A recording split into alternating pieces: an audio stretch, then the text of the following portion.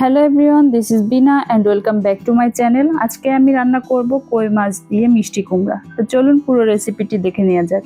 এখানে আমি 5 পিস কই মাছ নিয়েছি। এখন লবণ হলুদ মাখিয়ে কিছুক্ষণ রেখে দিব। কিছুক্ষণ পরে একটা ফ্রাই প্যানে তেল গরম করে নিয়েছি।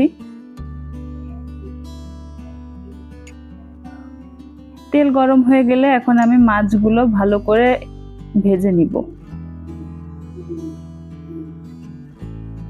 মাছ এক পাশ ভাজা হয়ে গেলে উল্টে নিচ্ছি, আরেক পাশও ভালো করে ভেজে নিচ্ছি। মাছ ভাজা হয়ে গেলে এখন আমি তুলে রেখে আগে থেকে মিষ্টি কুমড়ো কেটে ধুয়ে রেখেছিলাম। এখন আমি আর একটা ফ্রাই প্যানে সামান্য তেল দিয়ে গরম করে নিচ্ছি এবং মশলা দিয়ে দিচ্ছি। মশলা তৈরিতে আমি পেঁয়াজ রসুন কাঁচা মরিচ দিয়ে ব্লেন্ড করে নিয়েছি। এখানে লবণ হলুদ এবং জিরা গুঁড়া দিয়ে মশলাটা ভালো করে কষিয়ে নিয়ে মিষ্টি কুমড়াগুলো দিয়ে ভালো করে নেড়ে মশলার সাথে মিশিয়ে নিচ্ছি। ঢাকনা দিয়ে কিছুক্ষণ ঢেকে রাখার পরে আবারও আমি ভালো করে নেড়ে নিচ্ছি।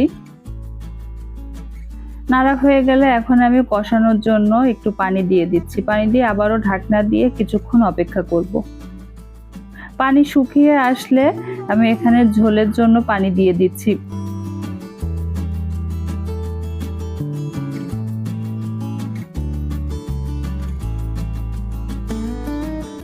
আবারও ঢাকনা দিয়ে কিছুক্ষণ রান্না করব। কিছুক্ষণ পরে যখন তরকারির পানিতে বলক এসে যাবে তখন আমি মাছগুলো দিয়ে দিচ্ছি। মাছগুলো দিয়ে আবারও কিছুক্ষণ ঢেকে রান্না করব। এখন দিয়ে দিচ্ছি কিছুটা ধনিয়া পাতা। ধনেপাতা দিয়ে 3 থেকে 4 মিনিট রান্না করলে আমাদের তরকারি রান্না শেষ। তরকারি দেখেই বোঝা যাচ্ছে যে কতটা মজার।